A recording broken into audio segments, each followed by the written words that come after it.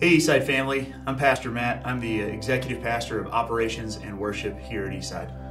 And I'm Pastor Chad, the Executive Pastor of Ministry and Missions. We just want to let you know that in this season that's unique and different, we're not changing what we do as a church, we're just changing how we do it.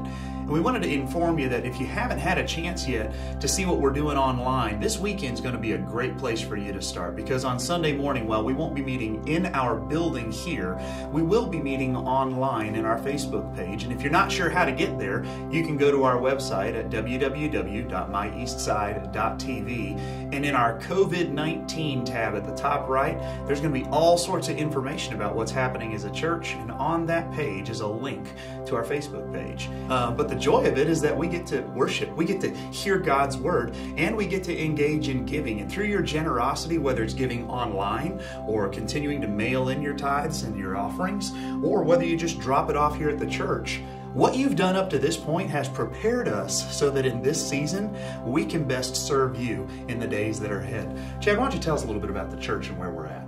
You know, we find ourselves in some unordinary circumstances, but what we need to remember is, well, what we're seeing right now is that the church is still very active, and we must remember that God is still sovereign.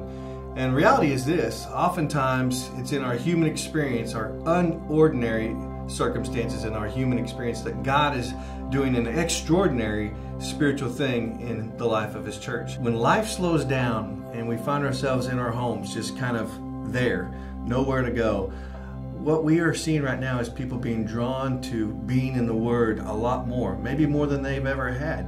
I've had a lot of people just go back and forth through email or phone call this last week to tell me just how much they have actually been in the Word and in the presence of God and in prayer. And so, again, we're seeing God do an extraordinary thing right now. He is still sovereign, and the church is still very active. But still yet, we have to be very careful in how we maneuver and how we operate with our social distancing within the church. And so, Pastor Matt, why don't you tell us a little bit about that? Well, you know, if you've been paying attention to the different press releases and press briefings that have happened not only from the President's office but also from the Governor's office, we're encouraging that we're supposed to not gather in groups of 50. That's been brought down to even groups of 10. The joy of this is recognizing that God has called our society to do something that has not happened in a long time, and that is to separate away and to gather in small groups, specifically as our families. And so we as a church aren't going to have our offices open during this season. They'll be open at very essential personnel. So there will only be 2 or 3 of us here during the day.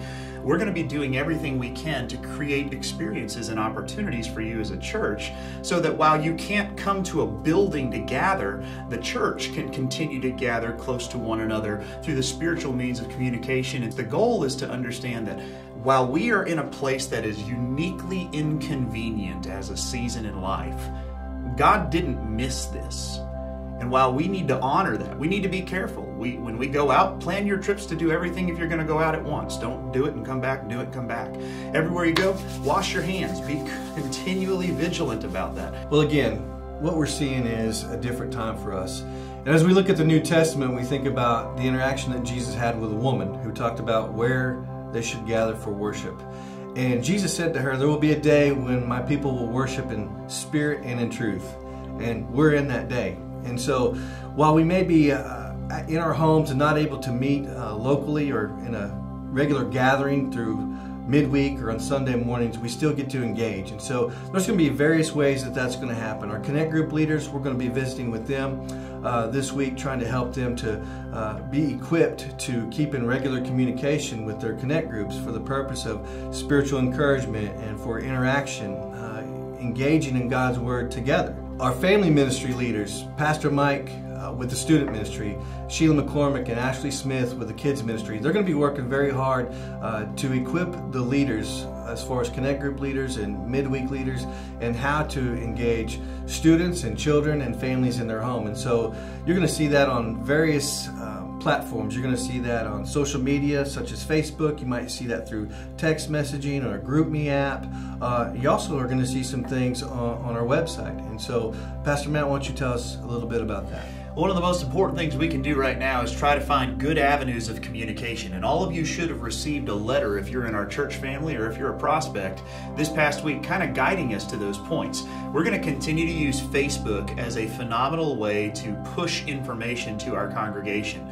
But we're also going to keep that information available online at www.myeastside.tv. The specific tab for COVID-19 is going to have every update. It's going to have things that you're going to want to tune into because it's going to give us direction for where we're heading in the future. We want you to stay engaged with us, and the best way we can do that is to keep communication in central places. And so keep your eyes on Facebook. Keep your eyes on our church website. We're not going to send letters every time we make major decisions. We're going to send them to those two places so that you know what's coming down the pipe. I can't encourage you enough. Please join us this Sunday morning. Worship with your families. Be engaged in what God's doing because the church is still very much active. We look forward to spending time with you. We're thankful for the opportunity to serve, and we're excited with what God has in the days ahead. We'll see you Sunday.